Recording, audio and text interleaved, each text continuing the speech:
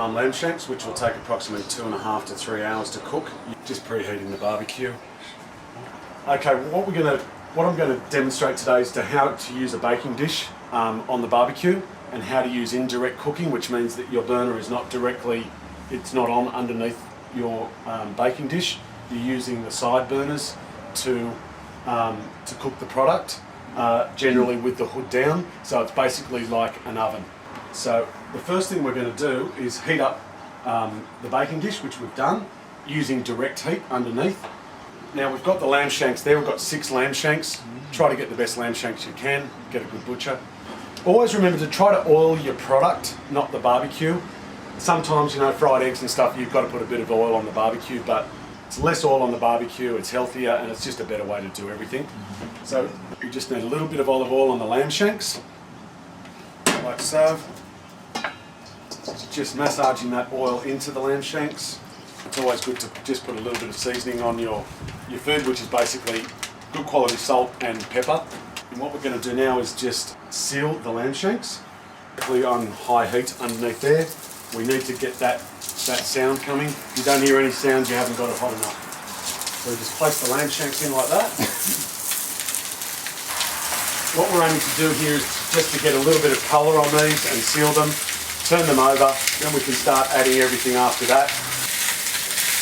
Okay, so we've got a little bit of colour on that side now, which is all we need. We're just turning them over, get a little bit of colour on the other side. As you can see, that's what you want, a nice caramelised colour on there, that's all you want. You don't want it to go black. What else could you use for the same recipe, John, besides lamb shanks? Oh, you could do osso buco as well, either beef or veal osso buco. Same principle, you're just browning the meat from there and slow cooking. Same sort of method. Yep. You could also do gravy beef, cut it into small chunks, quickly stir fry it, then turn it off, and then add whatever you want to it and make a curry or a stew.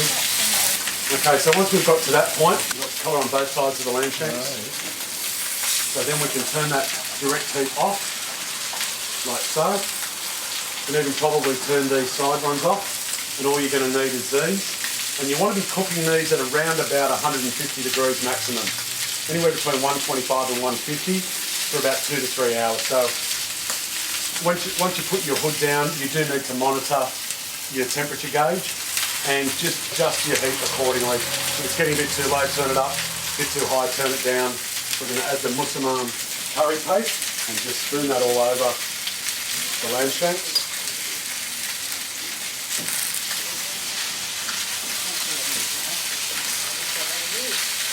Then you're just going to add your stock, beef stock, vegetable stock, chicken stock, doesn't really matter. It just depends on what you want. Just a little bit at a time.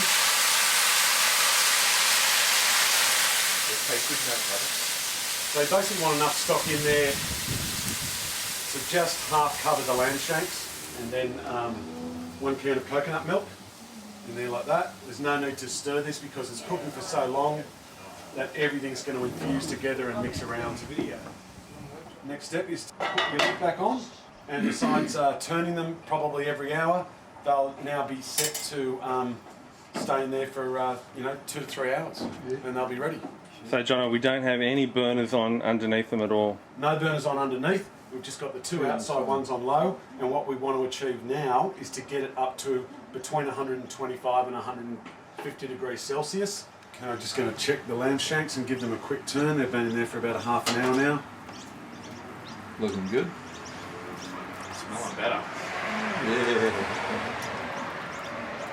Just and the lid back on. And hood back down. So I've had about 2 hours with these lamb shanks now, so it's a good time to check them. Can you turn them again? Yep, we're going to turn those again.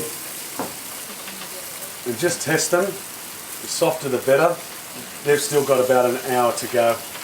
What I'm going to do now is actually add some more water to that so that they're still cooking in liquid. Because you can always reduce the liquid later on. And just wherever your most tender ones are, swap them over with the ones that aren't sort of progressing as much.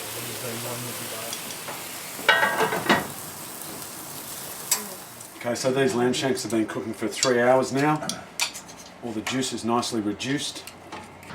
Who else for a lamb shank? Yeah, I'll have one. I think we're all going to say yes. So.